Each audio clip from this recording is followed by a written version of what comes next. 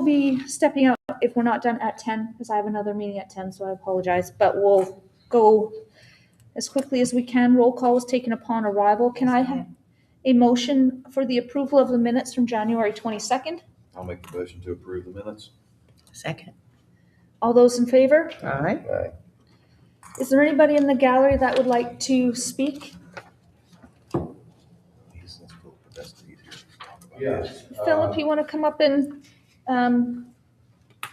talk about your property that you're interested in? Yeah, I'm going to put Philip that. Podesta and my son John Michael.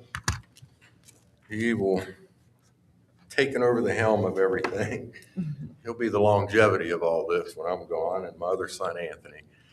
But really, we're just here to ask your blessing to purchase the property, the Cox property, and anything around it, to get this section cleaned up. I've sent you all, does everybody have a copy of the cover letter and all the details? I was born and raised 214 Meigs Avenue, lived there all my life, and I've seen a lot over the years, and with COVID and everything, the city fell apart, my street fell apart. The house next to me became, a drug house at 207 that was vacant for years and became a homeless camp and everything. But any time I've had a chance to purchase a piece of property around me to control my street, I've tried to do that.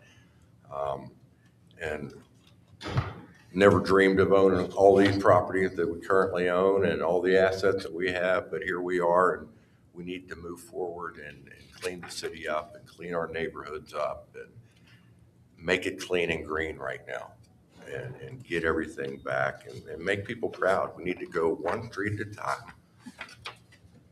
Get a street captain and go around and clean our damn streets up. It's terrible. Front porches, back porches, everything. Let's go to the city fire department, let us hook up to a fire hydrant and hose our streets down. I mean, just simple little things make a difference. Any questions? I mean, the Cox property, basically, you guys bought at the auction. At the same time, I was trying to buy 209 Meigs Avenue, which is the Davis property. You bought it, you came in, you tore the house down after the fire.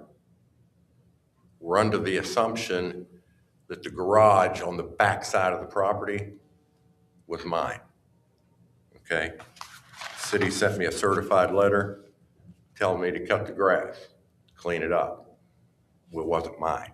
What happened is Ray Cox, the owner of the house, took that garage, remodeled it, made an apartment out of it. The people that moved in had no car, they were low income. So in order for them to get food deliveries, pharmacy deliveries, he put on the side of the building 211 and a half. Pulled the wool over everybody's eyes. 211 and a half. Yeah. Okay. I bought 211 Meigs Avenue at the auction. All right, that's what I was trying to get. Okay, yes. I bought 211 at the auction. Okay. And made it a green area. Well, he put 211 and a half right in front of my face. Nobody's seen it. So when you tore the house down, you thought that belonged to me. Well, I've had the property, my 211, I've had it surveyed by Horner Brothers. The garage that you left up sits on my property. It overhangs. When he remodeled it and did whatever, it comes right to my property line, which might be up to code back then. But it overhangs on my 211 property.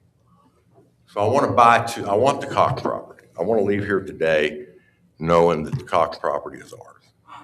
And I want to get it cleaned up. Okay? Can I ask a question? What are you planning to do with that garage with the apartment above it?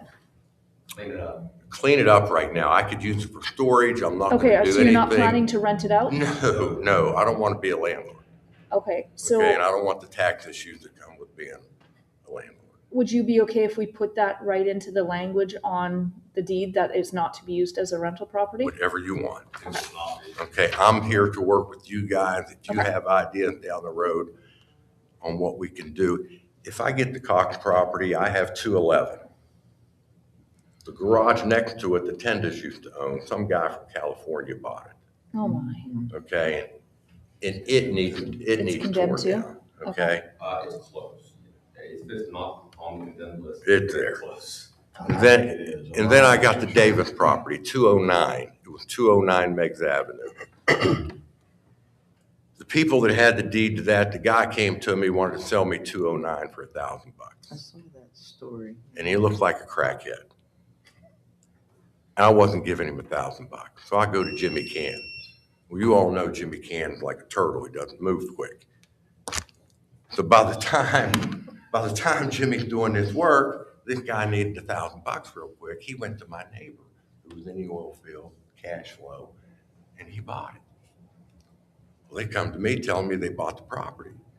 I already had all the paperwork from the city to do the demo of the house. I gave it to them. I said, change the name, go to the city. They'll tear the house down for you. You'll have to pay. I think they still owe $18,000. I don't know if they've ever made a payment on that. I would like that property as well. Okay. Okay?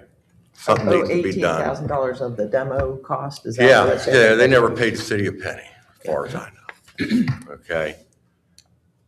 She's my neighbor. I love her, but I don't want to put any pressure on her, but I want that property. She'll never do anything with it. She can't do You guys anything. should drive by that property and take a look at what's sitting there. But if all those properties together make a big, beautiful green space. Now, do you plan on like doing off-street parking there or? There's a church next to it. The house he's remodeling on 207, I planned on putting a little coffee shop, market, boom, boom, boom, but he wants to move it. Right. Maybe we get a hold of that church and put something in it, and then I would have parking. But I think that church is for sale. Yeah. He don't want no part of it.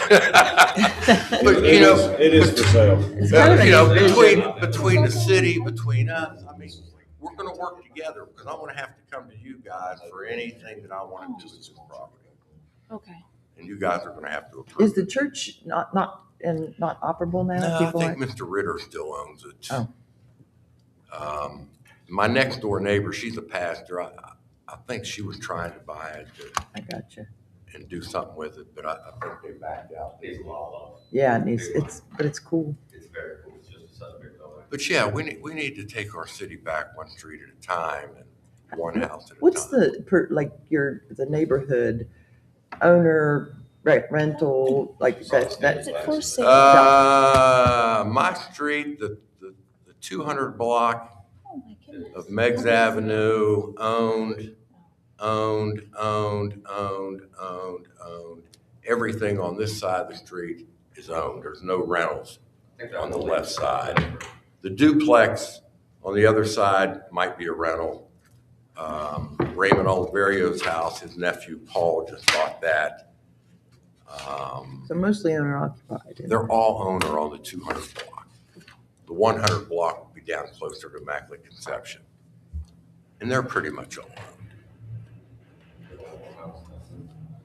So Yeah. just so the board's aware, the garage apartment he's talking about on the Cox property, it was recently condemned. It was not condemned when we tore this 135 South Park Avenue structure down. That's why we didn't add it in under the demolition of that. If people were actually living in it at that time, and then we deemed it uninhabitable. I can't remember the actual reason for condemnation, but it is currently condemned at this point. Mm-hmm. So I don't want to interrupt you, but I believe it's condemned because there's no gas line. that could be. I don't remember Yeah. exactly what it was. Raymond was running illegal utilities from the main house back to there, and they approached me wanting to run gas lines through my property on 211. I told them no. Thank you. Yeah. We will move on to new business. So we have the consideration of the property located at 135 South Park Avenue to Philip Podesta. If we have a motion, a second, we can open up for further conversation. I'll make a motion. I'll second. Discussion? So what's the financial, Richard? So the cost the city has in that is $5,310. Is that including the demo fee? That is not including the demo fee. That's just because our cost of purchase was 4285, and then the cost associated with getting the deed was another 1,000. What's the recommendation? My recommendation would be to ask for the fees we have in it, not the demo cost. That would be consistent with what we've done in the past. I agree with that. And I think that that's reasonable. It'd be nice to have someone taking care of the property. Not only would it be nice to get someone taking care of the property, we can get it back in the tax brackets on the tax rolls at that point. Yeah. Mr. Podesta, of course, will have to pay taxes, which he's well aware of. And I just think that's a good idea to move forward with it. Would you be looking to combine those lots and make it a single lot as far as, instead of keeping it as separate I lots? think that would be, If that's doable down the road. yeah. I Okay. think that needs to be a requirement Like a in the actual resolution as well. We can give them like 2 or 3 years, a timeline, but I agree that needs to be a requirement.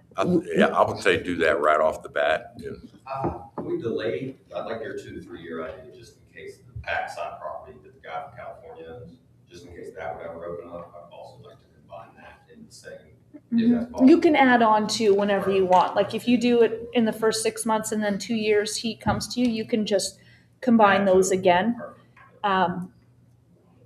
And the other reason I hold off on that is hopefully within the next year or less, we'll have our new zoning ordinance in place.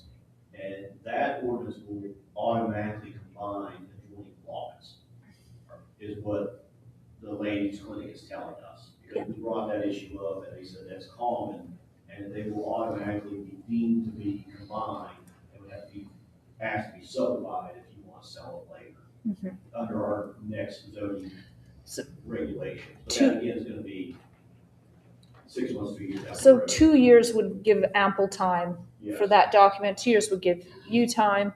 And then I think it's aligns with what we're trying to accomplish on this committee as well. Yeah, that's part of what we've been discussing is we're in the cases of non-developable sites, for example, because they're Each too small to individual put. Property is not developable by Yeah. itself. That way we can assure that when we make that type of a transfer, and then that way the planning and zoning can make any informed decisions if it was going to be subdivided for some other purpose.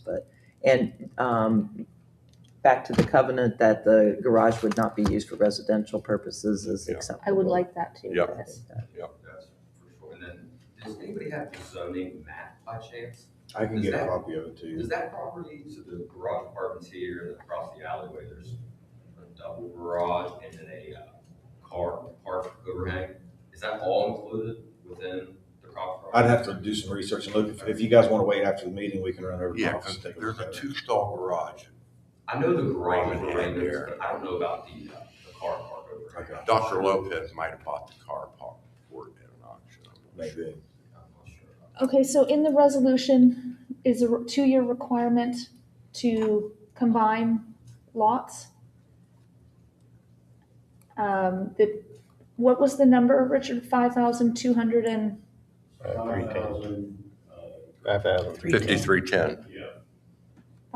5,310, Paula. The garage on the property cannot be used as a rental. Is there anything else I'm missing? I think so. Okay. Is there any further discussion? One second. Okay. And I have a question on the 209 property.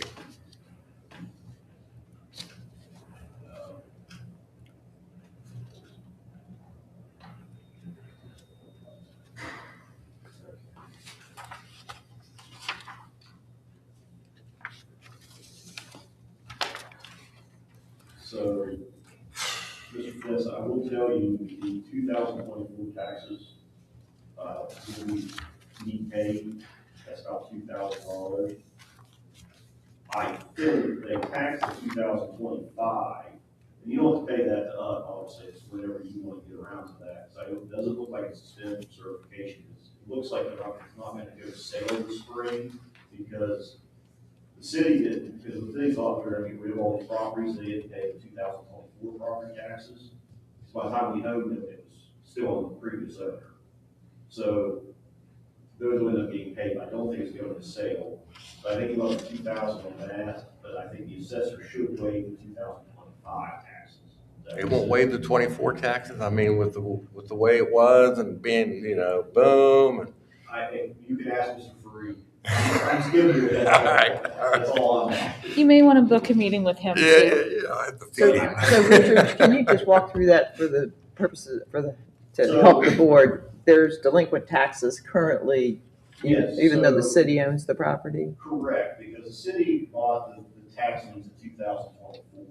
So the city would have paid 22, 23 taxes as part of the purchase. As the tax Part of sale? the sale price. The 24s would have come on as well. And we haven't paid those because the intention is to get those sold, and the buyer needs to pay those taxes. The city shouldn't be bearing that expense. Now, the 25s, because the city took ownership of these last winter, like February or March, I believe, 25, the 25 taxes, because they came out in the name of the Land Reuse Agency, there shouldn't be taxes for the 25 tax year. So the tax tickets that came out in July this past year, we shouldn't have taxes. So whatever lien on these taxes, these back taxes, once the land bank acquires the property, that doesn't disappear? No, we're just not Okay. charged future tax, when we own it, there's no Okay. taxes assessed on it. But that gap before Okay. we actually take ownership, there'd still be taxes. So what is the $5,000? What is That would be the comprised? 22, 23 taxes. The $5,000 was, the purchase price was $42,8535. That's redeeming the taxes that were due. That's in the tax sale. That was the payment to the sheriff in May of 2024. Yes, May of 2024. Then we had $247.74 in notice to redeem costs. We charged $300 flat for attorney fee, which we could charge $500, so we charged $300. Our meeting invoice was $226.50, and then we charged the buyer $250 for heat pro to do the closing. So you could technically take us, so I guess I was incorrect because I calculated that in there. Your actual purchase price, the city currently has in it $55,060.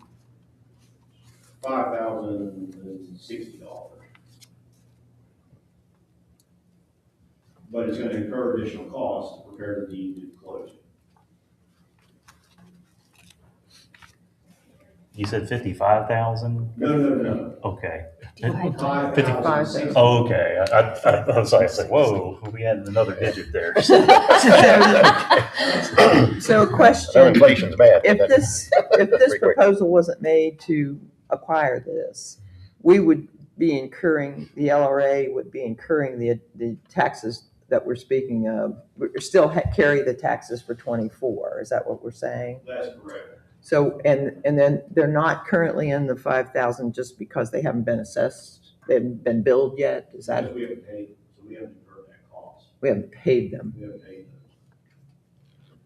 Either way, if we had paid them, then the price would go up to 7,300 or 7,500, and that's what we were selling it for, right? But we're telling him it's going to be 55, no, not 5,500, not 1,000. Okay. Yeah, And he's 5,000. still responsible for that other, it's just who is he paying that money to? Is it us or is it split between us and the assessor? Because the tax would have been due. That's right.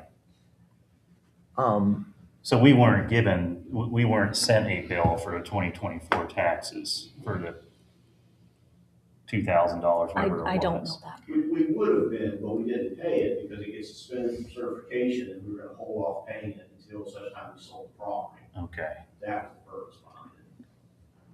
Because that would have been yet another cost to, in terms of the LRA, that needs to be passed on to the neighboring landowner, or we were marketed to, or we decide later to eat that cost. Okay.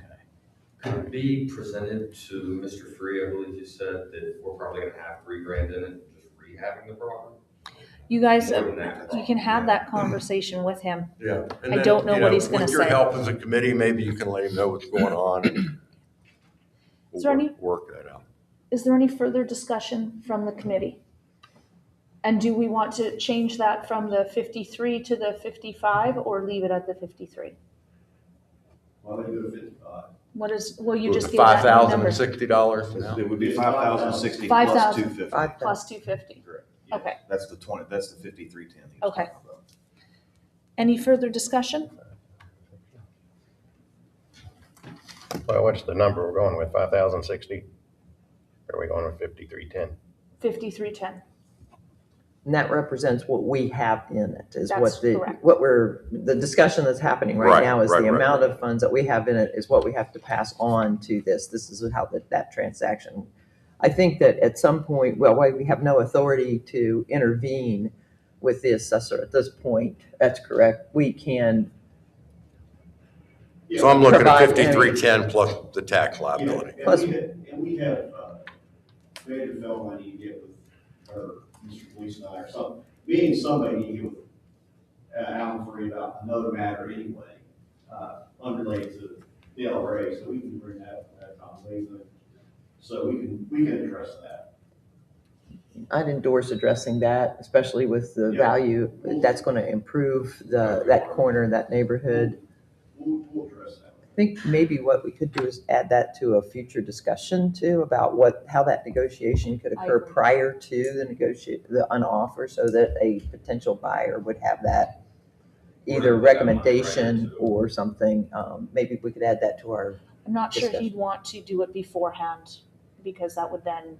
well, that's why, if we could add it to a discussion, what the assessor would, Well, I think we invite the assessor, see if he'd be willing to come here and Yeah, hash this out so we know what we're doing moving forward. yeah, Right, Because because, this isn't the first time this is gonna happen. no, it's gonna Yeah, happen yeah. more and more, and then he's gonna have to figure out on his end how to deal with it. correct. He may not have the flexibility Yeah. because by code, you may not Right. have the flexibility to waive I- property tax. That's in the That's why it'd be Constitution. nice to hear from him what he can do and can't do. Right.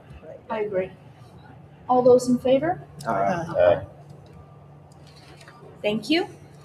Can we talk about 209 property? We No? can. Can we add it to another agenda, We another can. meeting? You will. That'll We'll add it complete, to our that'll, next meeting. we Yeah. need to make a move on that as well. Thank you. Guys. I'll reach out to you, Mr. Podesta, and get some of your bullet points to add to the agenda. That way we know what we're gonna be up against, and I know how to add it into the agenda. All right, Thank appreciate you all. And Appreciate then what do I need to do from this point? Thank you, guys. Thank you. you. Nice to meet you all. So the next point is discussion regarding the city's proposed legislation. So this is one of the issues we have in the city is unpaid. Municipal fees. Yes. Mhm. The tools that the state has given us right now to try to collect those fees is a lien on the house, which in my opinion doesn't do much. Or we can take them to court, an individual to court to garnish their wages, which again is expensive, time consuming, and can be very difficult, especially if they're not working, if they're out of state, to collect that. So this piece of legislation, what it does is it would allow these unpaid fees to be put on their property taxes. The tax assessor's office would be responsible for that. They would be given a fee from whatever they bring in, but it would give the same rights for those unpaid fees that the county goes through if you don't pay your home taxes, which is if you're not paid up, they can actually use that asset, sell it off, and pay your bills, which, it can sound a bit harsh. However, we need a tool, and there's other jurisdictions that have done this, and it's worked very well to people to get caught up because there's consequences for not paying your bills. When you get pulled over and you don't have insurance and registration, or you have an expired license, they tow your car and you can't get it back until you renew your license, until you have your insurance and your registration, and you pay the fee to get it out of the tow yard compound. So there's consequences for what you're doing, and we believe that we have millions outstanding, millions. What's the number? That's what I was It's over curious. $5 million. 5 million outstanding. Yes. And how far back does that go, or is it? It goes a long time back. Now, it's a few million over the last probably decade. And these are just standing delinquent fees. Yes. So it's It's random. It could be fire fees. It could be like Mr. Podesta was talking about the 209 property that was demolished. Yeah, could be grass Demolition fees, cutting. Grass cutting fees. The issue is the people who are paying for the city to run are the law-abiding tax-paying citizens. Right. The people who this is sort of geared towards is those who are not following the rules, and then when we have to go take care of it, they're not paying their bills, and therefore, again, it's the people in the city who are following the rules and paying their taxes that end up paying to maintain these properties. So it's the bad actors that we want to pay what's owed to the city. And we're bringing this to the West Virginia League of Cities to advocate to the state for, and council supported it, and I think a letter of support from the LRA, because it goes towards what we're trying to do to clean up the city and give us funding to move the city forward. It would be good for this committee to give a letter of support for that. The act, yes. Do we know, is it currently in front of the legislature? Not yet. So it would We're be bringing the- to the West Virginia League of Cities The municipal first. league, yeah. Yeah. And so is the municipal league proposing this in other, to be a part of its anchor legislation? We or- haven't had a meeting with them yet. And So that's- this is our instituting it and Yes. asking them to put it on. Mhm. Do we know that if any other cities are doing this particular act? So we don't, that's when we would find out when it goes to the West Virginia League of Cities. So we're waiting, and that's, she's been asked to book a meeting with them to talk about this. I just think the more support we have, the more traction it will get. Yes, right. I don't think any other cities could be doing it unless it's in state code right now. Mhm. Yeah, no one's doing it, because I actually, 2 years ago, I met with the tax assessor at that time. I met with the county and legal, and there's nothing in legislation that allows this. That's why it's never been done.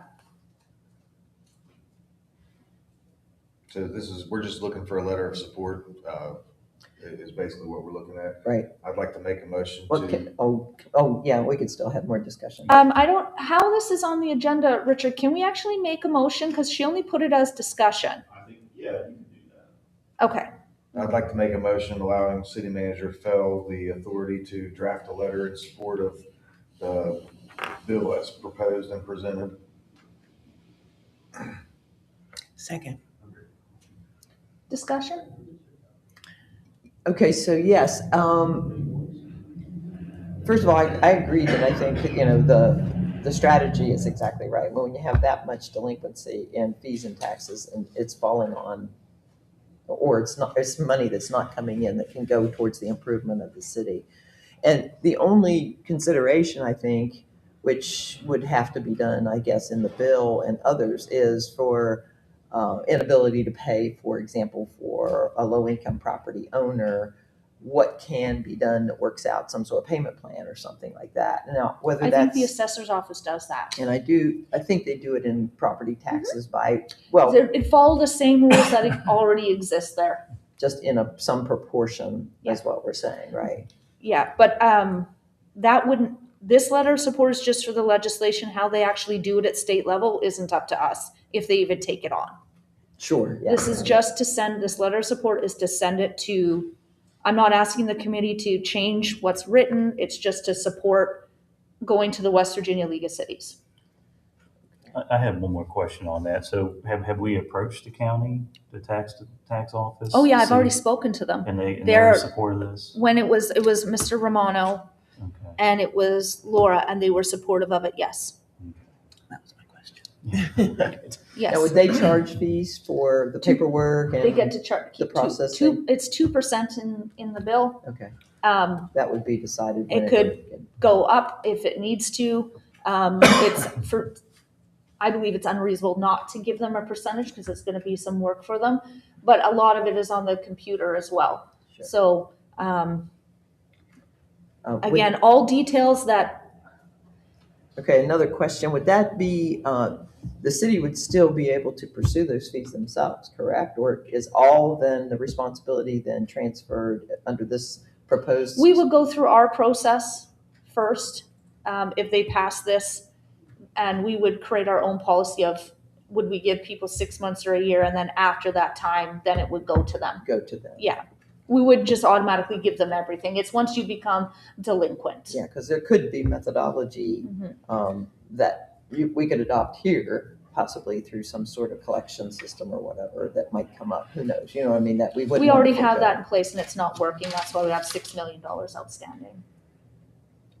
But you have not talked with the current assessor about this, No, so we don't know really then if the tax department is in agreement with this or not at this point. no, but again, we will know all those answers when we go to the West Virginia League of Cities. But I know that there's a number of cities that face this same issue. Sure. Yes, there's a lot. Yeah. I do believe it's worth talking with Alan and talking with the new sheriff about this. Because at the last administration, I mean, just because you have one administration that says, okay, we support this, maybe the next administration may have some questions about it. So, I mean, can we at least reach out to them? I will have that conversation with them again. What we really need is the support of the state. Well, I mean, And I get that, I'm yeah. not, But it's hard to get the support of the We'll state. try. Because, I mean, believe me, I wrote a trespassing bill that passed, and I thought it was going to be a slam dunk, had bipartisan support. But when I had to testify at the House Judiciary Committee, I found out real quick that it pretty much almost died because, there's other cities and they had questions of, okay, well, have you approached these other entities and whether or not they support this? and that's the So goal. the more support you have Yeah. coming out of Harrison County to the state level, then I think the more support you'll get, at the state level. So. And that's why we want to go to, instead of just going directly to the state, we want to go through the League of Cities so we can get support from more jurisdictions. And that's good, but I still think it's worth at least going to Alan and the new sheriff and saying, is this something that you would support? Because, I mean, at the end of the day, programmatically, they're going to be. Well, and again, I will book that meeting with them. Okay. And they may bring up some other issues maybe we haven't thought about too. So I think it would be advantageous just to talk with them so they're aware of it as well and they don't get blindsided by it in the future. They get asked a question about it. Mm-hmm. We can get help from the West Virginia Association of Counties too.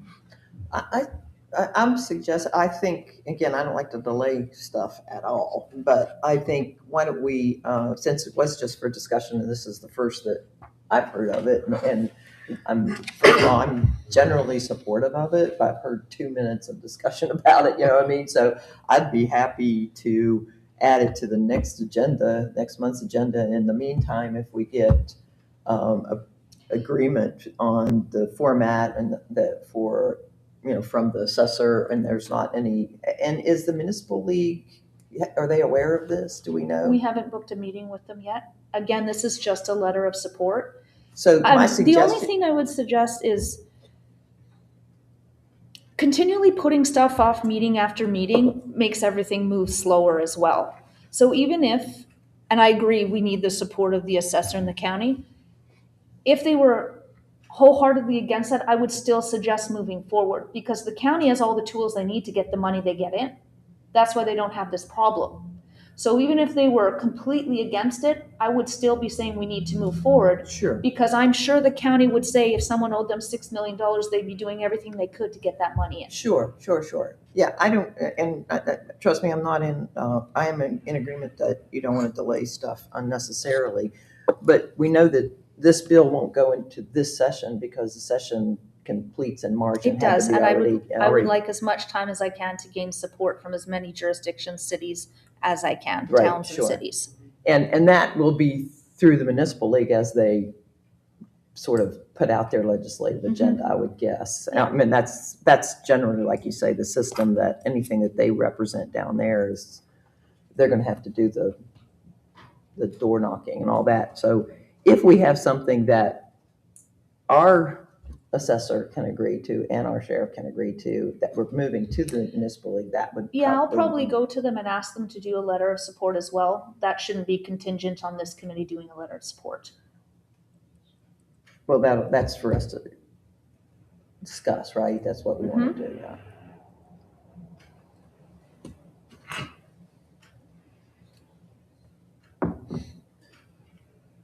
Did we have a mover and a seconder? We did.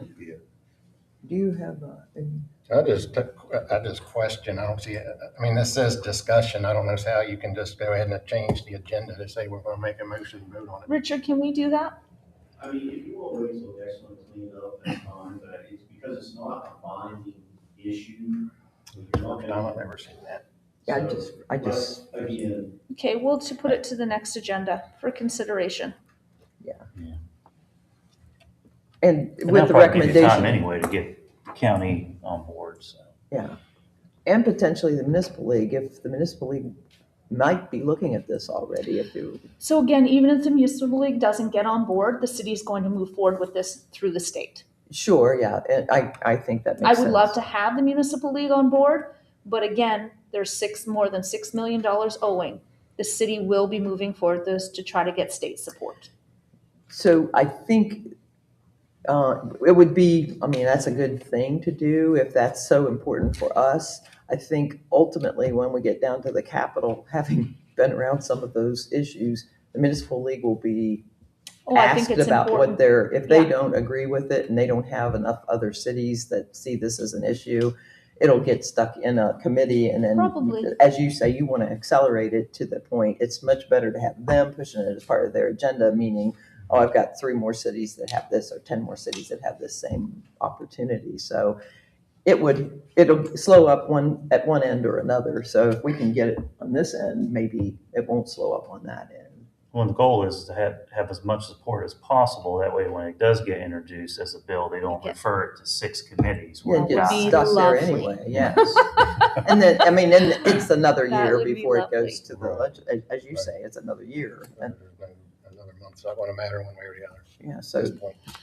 Okay, so the next two, the same thing, so we'll have discussion and we'll put it on the next agenda. okay. So the city passed a resolution to send to planning and zoning for all areas, residential areas of the city to turn to R1. And what that does is anybody who wants to change a residential home to a multi-unit property has to come to planning and zoning first to get approval. They don't now. No, We have a You can large. convert a house? to two? Yes. Oh, if it's R2, you mean? Or R4. R3 and R4. so we Okay, want to okay. put it all to R1. And what that does is it just gives the opportunity for planning and zoning to say, what's the condition of the neighborhood? What's the parking like in the neighborhood? What's in the neighborhood? Is it at capacity? Is it over capacity? Should we allow this? And that way we're not firefighting our way out of the situation that we're currently in.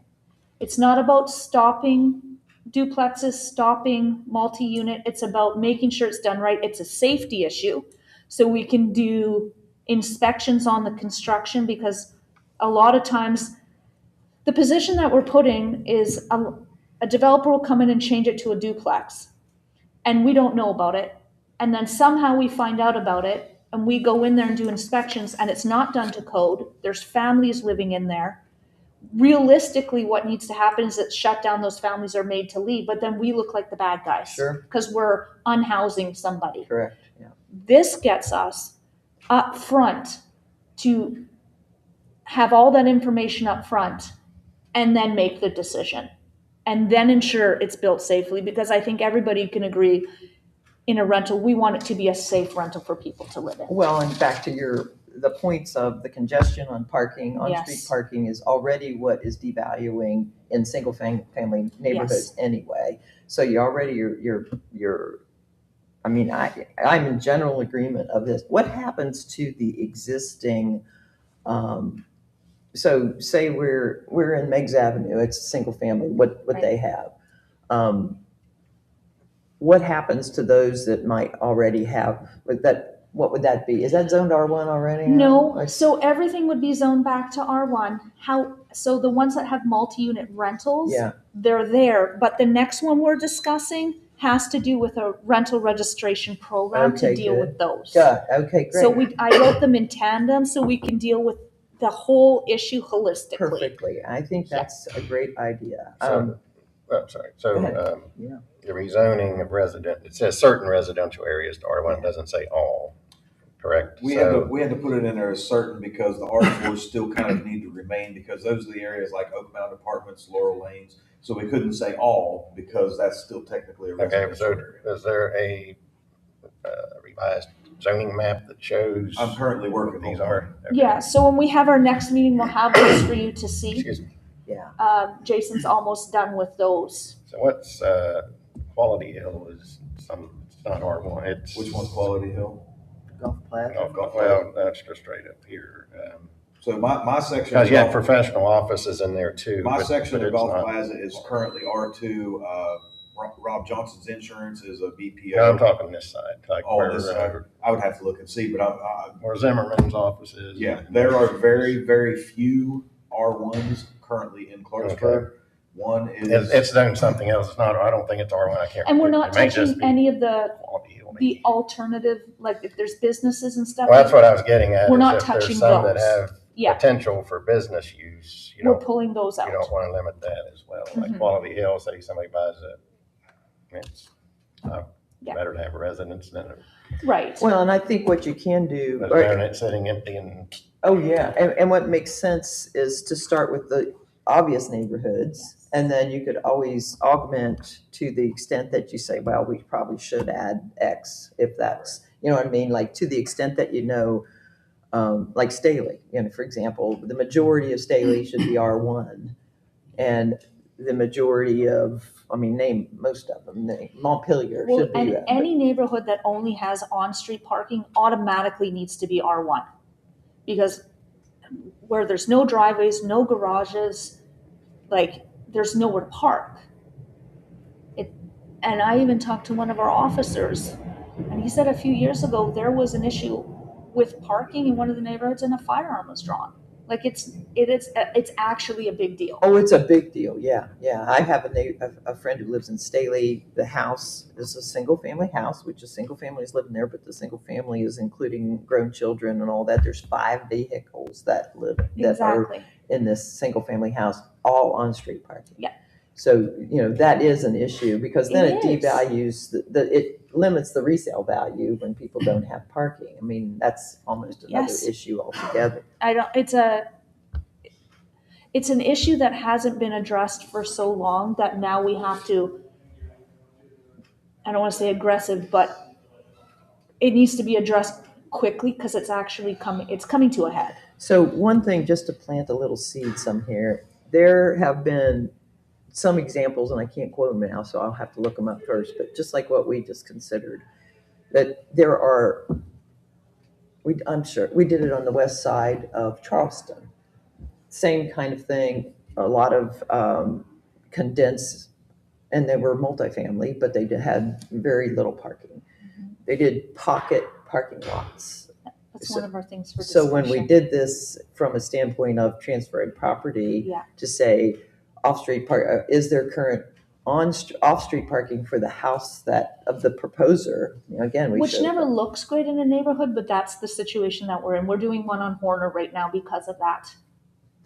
Yeah, I think the idea is that's where good design and strategy comes in. Well, right, and I also think as far as zoning goes, not just R1, but there's a lot of areas in the city that are and have been residential for 100 years. Mhm. But when Route 50 came through 50, 60 years ago, a lot of that residential area is now prime, I don't say prime, but it'd be commercial Mhm. property that should start to be looked at to be converted over to I agree. commercial, because otherwise we're land, we only have Where so are you much gonna- land and it's all developed. Yeah, where are you going to expand? And, like we're trying to get rid of some of these dilapidated houses and get people to come in and rebuild newer homes. So it's the same thing with commercial. Some of these homes, as they're dilapidated, the best use is not residential, it's Agreed. commercial. Right. And you look at, examples like out by the Caboose, that whole strip of East Pike Street. Yeah, it's residential, but it's slowly should be Probably converted a to good commercial. developer, if they're wanting to develop a commercial, they know what they need to do. If a section is zoned residential or commercial, they can come to planning and zoning and petition to get it switched to a business or an industrial.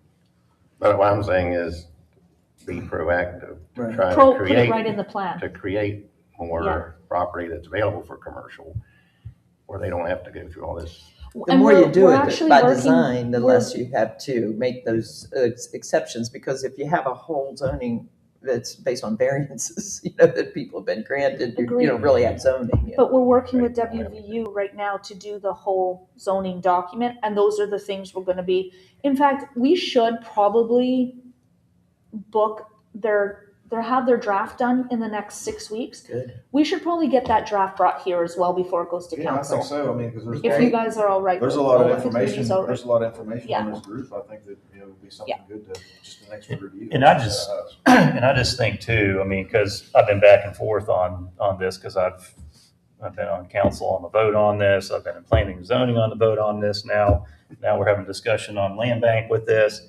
And it does specifically outline in the comprehensive plan, that we got in 2022, about residential infill development. And it does highlight some of these problems, in our neighborhoods when a lot of these single-family properties are being converted into duplexes, triplexes, and the parking issue and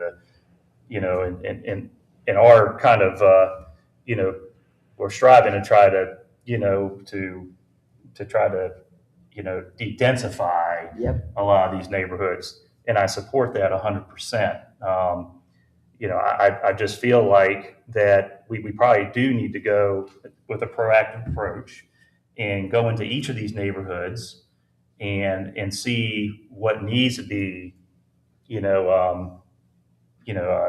what needs to be, I guess, an R1. I would say, I mean, because I'm all over the city picking up litter and whatever. I mean, there's one street that I think, should be an R1 and probably should be an R1 immediately, and that's Stanley Avenue. I mean, I just don't see how, because just about everybody has on-street parking there. It would be really difficult if the house was flipped into a triplex and now you have 4 more cars. That would cause a lot of problems. Lower Harrison Street, another aspect. Duff Avenue, another one.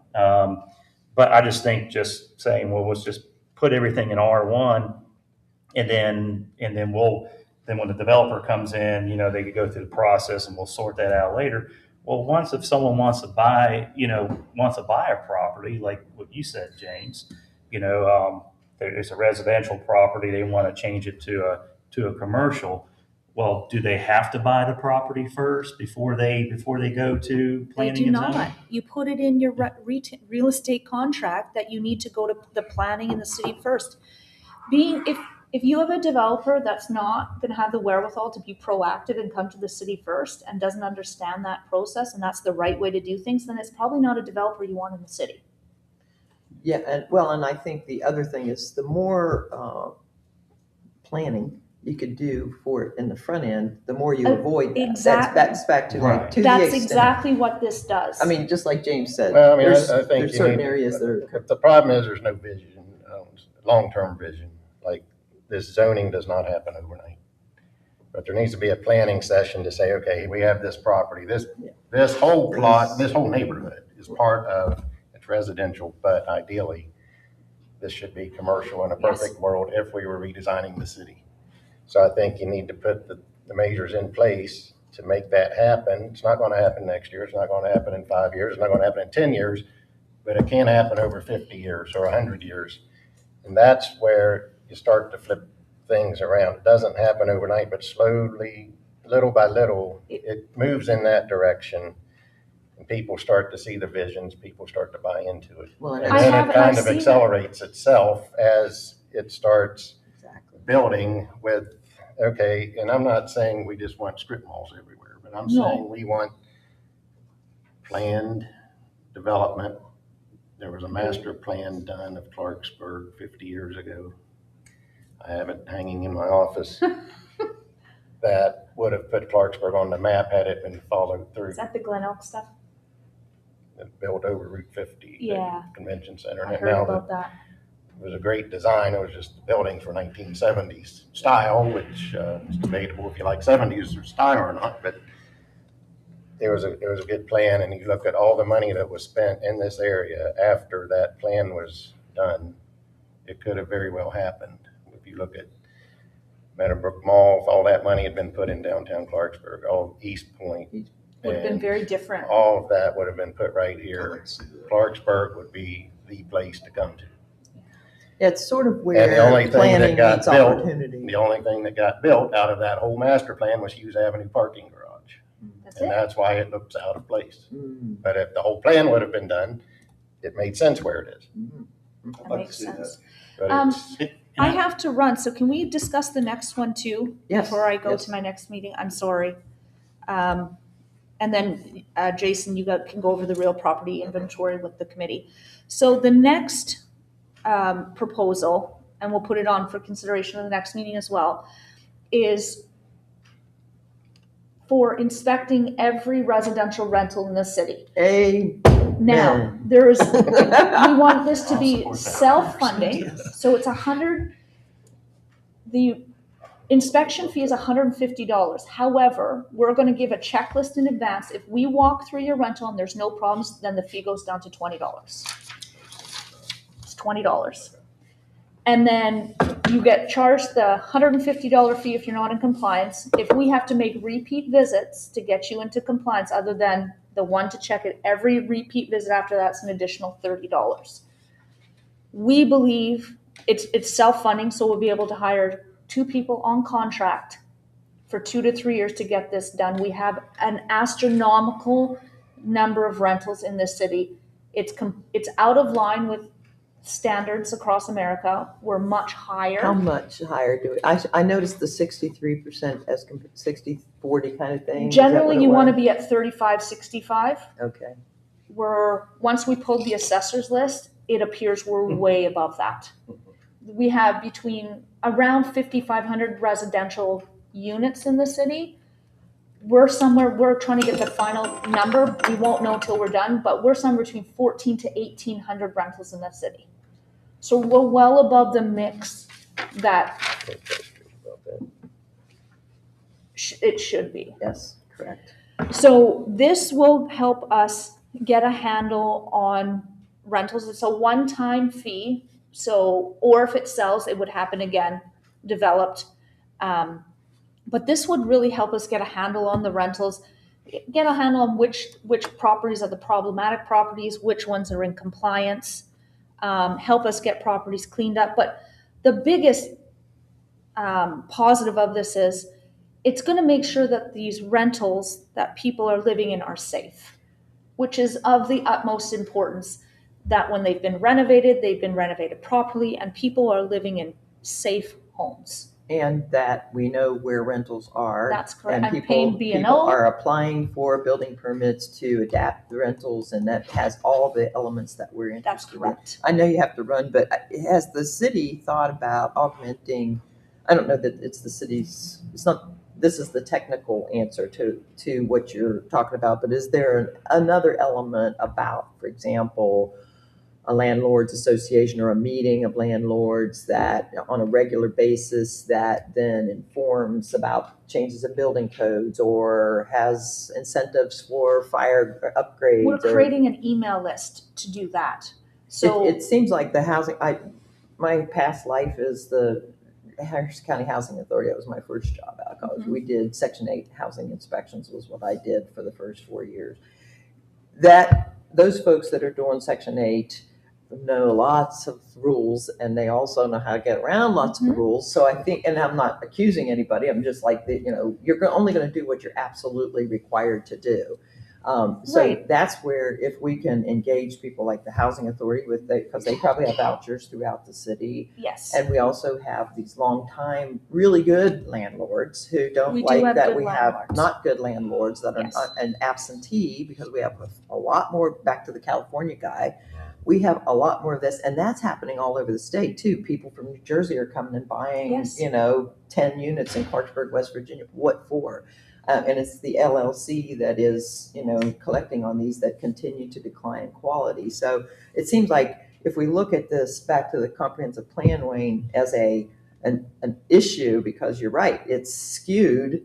It is skewed. How do we, just like a college town does it, because they have a lot of rentals and they have a lot of that, or seasonal, other communities have different types of similar challenges. How do we skew that back to, this is our community and we want to build a, And to answer your question, Mary, I think a lot of it, and this is why I support this, housing registration program, and even the increase or even the $150 fee going towards contracting these code enforcement officers to go out there and check. Because at the end of the day, I think we have to have the manpower to enforce our current codes. I think if we do that, then we start really addressing this problem. And I think this is what this definitely helps. Definitely, that. I think it definitely Definitely. helps. Yeah, I mean, this it's is got the a lot of first detail step to in it. actually understanding the current situation, because it has never been tracked properly before, and this is going to allow us to track it properly and at least get a comprehensive list that's accurate. And back to your point on the other issue, everything takes too long in the first place, but if we can affront this with this regulation and this incent, and maybe, again, the whole issue can move forward since we have so much. We need a landlords association, or we need somebody calling the landlords together so that they can hear from the officials like the fire chief and people that are trying to address homeless issues, and all that stuff needs to come in force, as opposed to, like you say, Yes. just one thing and another. It's going to be 5 years and you're still not going to see the difference. But if you say, look, we're going to try to get a handle on this rental issue because we are out of proportion, just like college towns are, just like vacation towns are. Yes. Here we are, right? Because that's what we're dealing with. But we're an aging town that's looking at sort of consistent stabilization. How do we do that? And with landlords is one of the first Yes. ways to do that. And And I think your current, your landlords that are good actors, that are following the rules, I think once you do that, I think they'll expose the folks who are not. Oh, absolutely. That's- And that would be a true asset to the No city. question. No question. even if for those who are lower income, they still, in my opinion, fundamentally have a right to live in a home Oh, that's decent, safe. safe, and sanitary. We have I'm HUD, sorry. we have HUD regulations that say. And some what of the it's supposed stuff to I'm be. seeing, I would not put my worst enemy in that home to live. I totally agree with you. And it has to stop. I agree. I'm going to excuse myself. And you Okay. guys, thank you so much. My apologies. All right, we'll move on to item E about the, Well, and just for the notes, I think too, if we look at those things, my sense is, I'd be curious not to just add work to this registration list, but I'd be curious to know how many vacant and dilapidated houses were former rental, on the list that we have here. which were former rental, or used as rental Okay. properties. Because my Some- guess is those are somewhat, Some High of in these have proportion. been in the city's hands for so long, I might not be able to find those records, but, with the amount of staff that we have that's currently here, that's been here for a while, I can do the best I can. yeah, I mean, even just a seat of the pants kind of assessment would tell us more like, this is what's creating our vacant dilapidated problem too. And if you have that creating that, the idea of having this more comprehensive approach towards the rental system. Right. And anyway, I'm in support of more actions for that. That's great. Just so you all are aware, the proposal is in the back for item D. It is included in the packet for the rental registration, for your review. We put it as discussion, and we're gonna add it to the next agenda as consideration. So if there's anything that pops up that you want to add to the agenda prior to the next meeting, I don't see that being an issue. Well, the only thing I see could be an issue with the way the fee structure is the $150, and then you say if there's no problem, then it goes to 20. The landlords are gonna say, of course, you're gonna find a problem, Because I'd like to see that too. because you're making a lot more money. If you find a problem, then, I mean, the list, I mean- the list that we provide to. I mean, are you giving them a checklist ahead of time? Yes, Okay. absolutely. The list is actually currently available Okay, online. that was my question. Next question. Give them to them. Yeah. So you're not just going in and randomly saying, oh, Yeah. you need it. Yeah, so the list is Outlet on that. currently provided. You don't have an outlet cover on that outlet, so you get dinged, so you owe $150 instead of 20, Yeah. even though it's a $3 item. Some of them do get inspected twice, like Mary was saying about the Section 8 housing, they have their own Okay. inspector. I just want to make sure that Their everybody regulations, knows the rules ahead of time. the that's HUD all. inspections are actually different than ours. HUD inspection Right. requires a Right. smoke detector in the hallway, Right. ours requires one in each bedroom. So, I just want to make sure they all have the same information, that's all. Yeah. That's where I was going with that. yeah, we'll get a copy of that list, and the main thing was there's been a lot of revisits. They Oh, I'm go sure. back. Oh, We I'm give sure. them the checklist ahead of time. Right. We tell them what day we're going to be there. We go and inspect it, And give them a list of, Oh, we're working on that. We'll well, get you that probably done. go back and and there's still something that was, there's still something that stuff was wrong. good the first time is bad the second Right. time, or vice versa. I can see that too. All right, on to item D, the list is presented here. I'm gonna go through this list between now and the next meeting. I'm gonna drop off anything that the city actually needs, whether it be for a sewer line right of way, or, of course, the main buildings are on here, the parks are on here. So I can drop those off the list. I'm gonna try to get this as a comprehensive list of just vacant properties Okay. that we can possibly switch from the city to the LRA in order for the LRA to market those. It's gonna take a little bit of extra work because I'm gonna have to get Drew at the sanitary board involved. I'll probably have to get the water board involved because even though they might not have a sewer line going through, they may have a water line going through. The last updates we had as far as LRA property, the property that we conveyed to Pat Villionka at 105 Grove, that has taken place and it is currently deeded to Mr. Villionka. He's going to still make that a parking area with the green space out in the front, Good. to where he's got a little bit of grass there, just for like if there's any kids that come into his apartment complex, they at least got somewhere in the neighborhood to play. So the LRA is not on this list right now. LRA is currently not on this list. And so and what you're gonna do is condense it with the ownership of these others, and it'll have city and LRA. Correct. I'll add the LRA in here in this exact format, and I'll just have a separation somewhere that says LRA, and then from that section. It'd just be as simple as put another column and say LRA. Right. Jason, let me say, this is really a great improvement. I really appreciate this because I got on here and started looking at the sites and could see where things were, and this is back to where, if you could see where you have some options for these pocket parking lots and some of these things, it right. allows you to So, start really looking sort of. And I don't know how many, and you may not either without going through, but I'm sure the city has some vacant lots.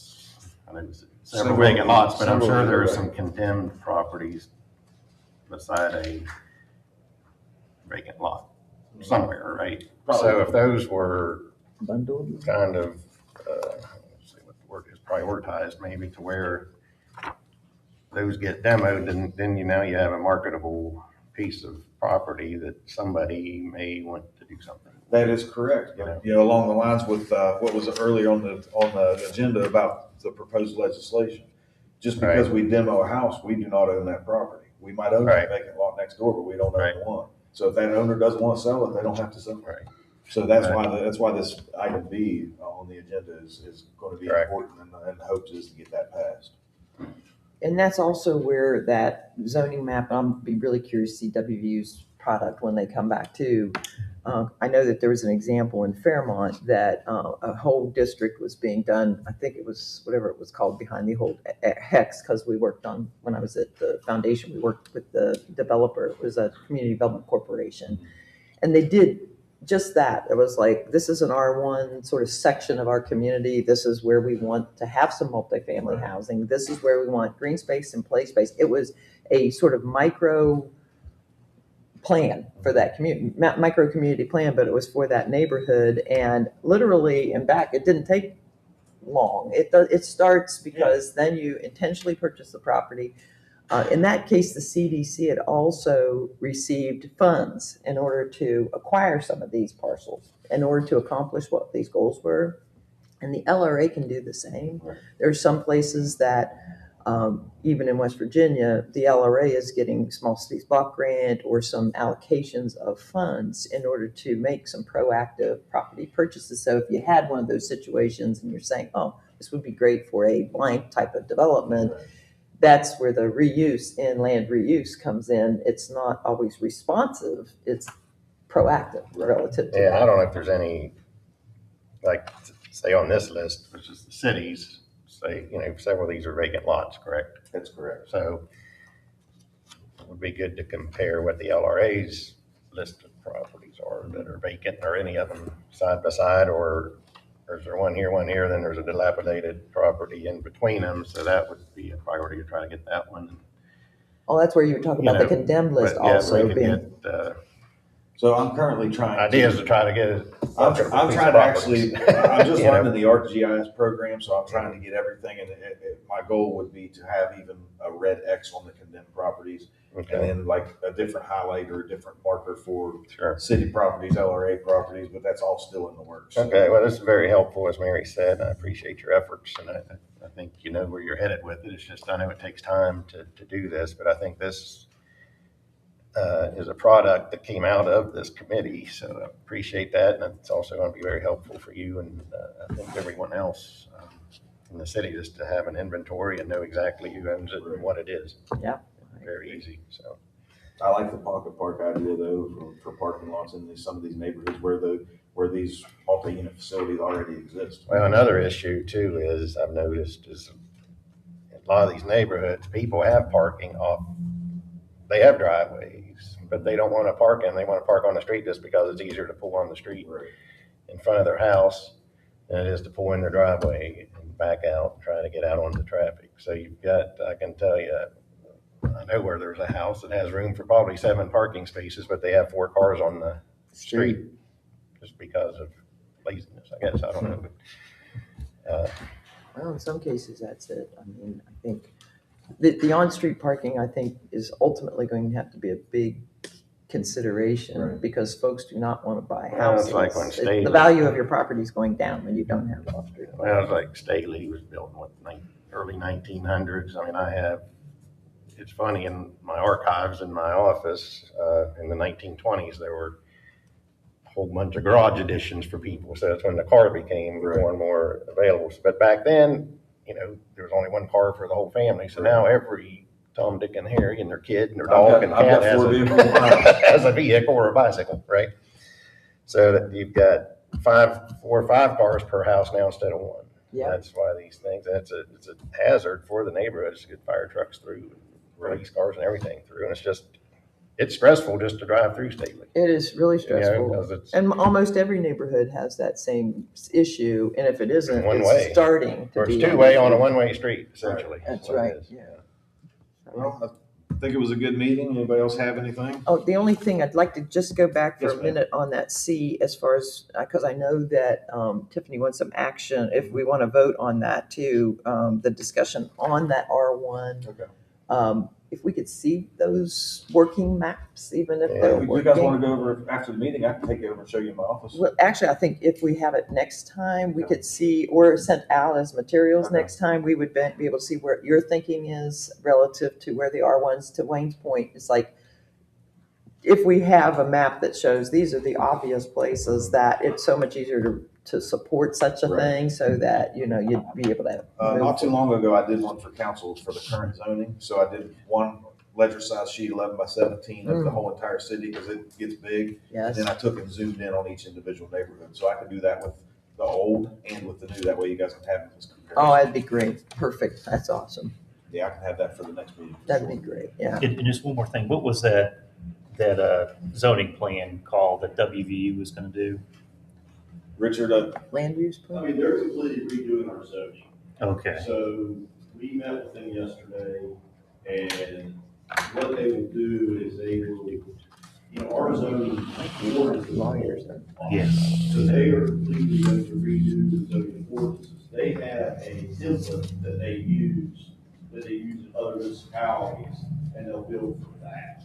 So what we did yesterday is, they did Elkin's latest zoning version. So our homework from them was for a group of staff to look over Elkin's zoning use table on how they structured it and try to give our thoughts on what we liked about Elkins, what we did. So, because they have all kinds of different uses on what you use property for, what you can't, where it's at, but theirs is simplified and it doesn't include B1, B2. It doesn't, it's not as, it doesn't have as many classifications as our does. Is this the land use clinic at the law Yes, school? sir. Those guys can do really good work, and the longer you keep a relationship with them, the better, because, it's smart young lawyers who are doing this work. I love that. Yeah, so for example, We gotta start Elkins that.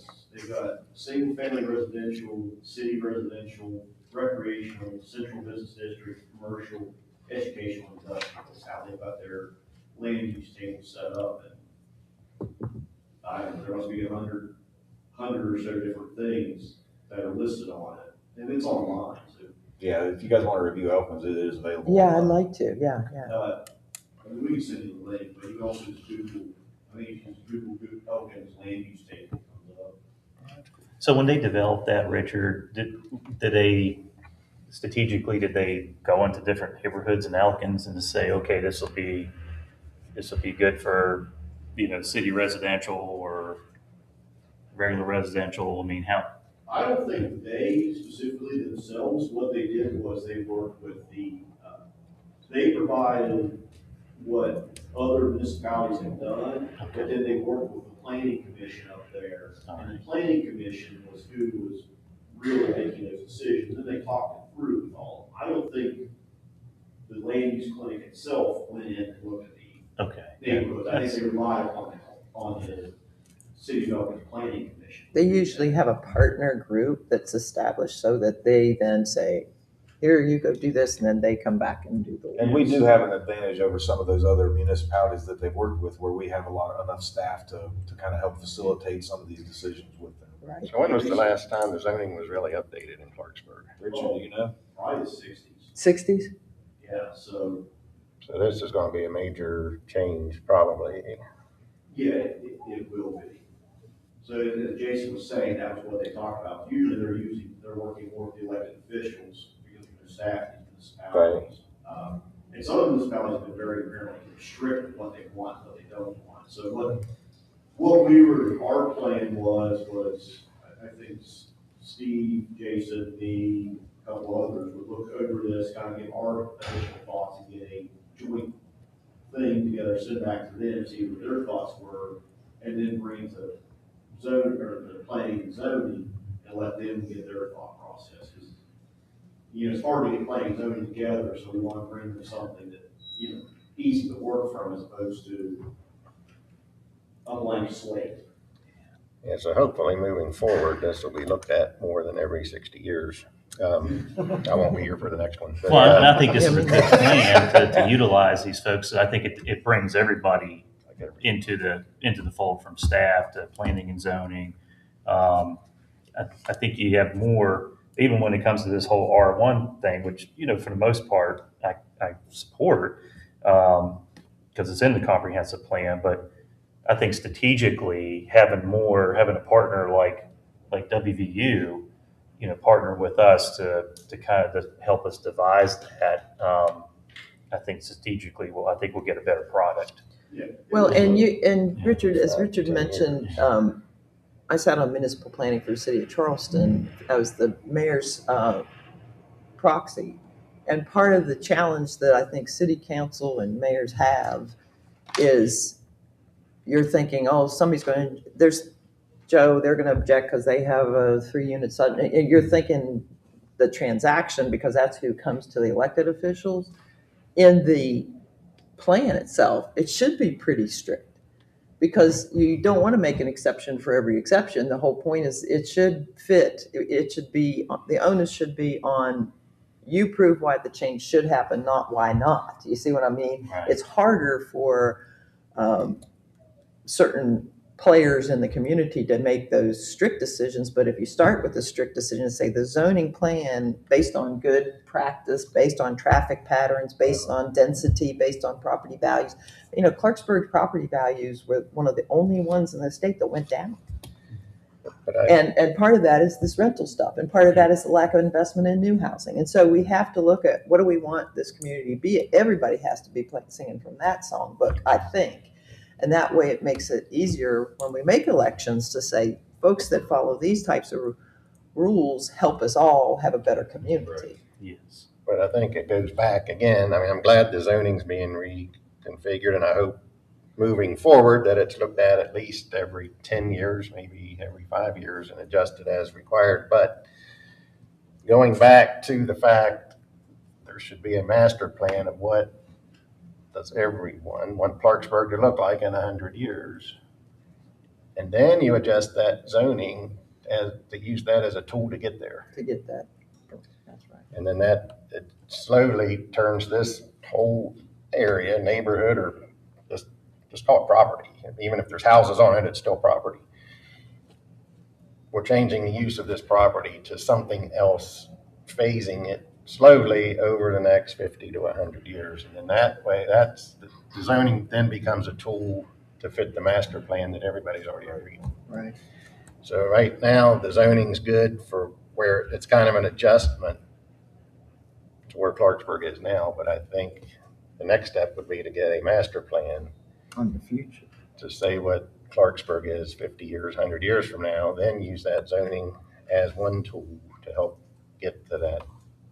And maybe that's why we have the Yeah. issues that we have now, is because, our zoning codes are 60 years old, so never really honed that in. And I think all of us working together with this WVU land use committee, whatever, but I think that will help us come up with a pretty good stellar plan. That way we're, if you are an elected official and someone comes to you and says, well, this is the way it always used to be. Well, things have changed. We're trying to make and things it better. wasn't just 7 people up here that are saying, yep, we're going to adopt this because we think it's right. No, it was, we had a series of professionals involved in this. So, And not only are we helping the residents of our Yeah. town, we're helping these students up at WVU Yeah. learning Oh, the yeah. ropes Oh, to become a good real estate lawyer. Plus, we Yeah. said if you had to pay for these services Oh, yeah. at cost, For sure. oh, Well, shit, zoning, yeah. there's a lot to it. This thing too. right It's here, not just 67 grand.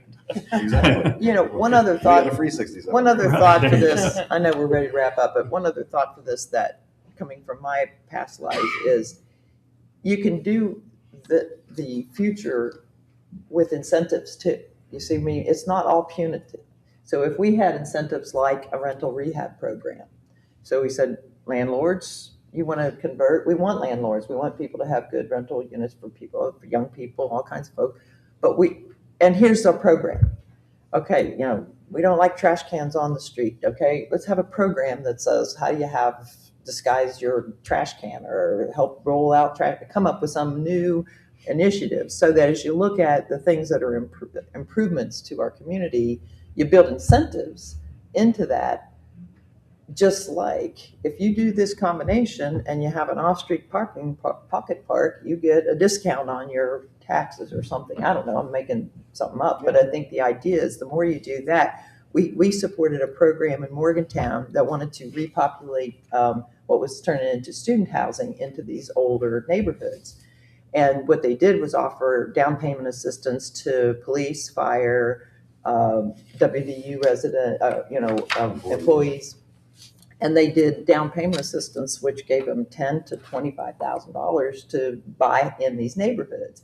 It restabilized the neighborhoods, got people closer to their workplace and away from these sprawling areas. And you had young workers, or not all young workers, that were in the community helping to support the neighborhood.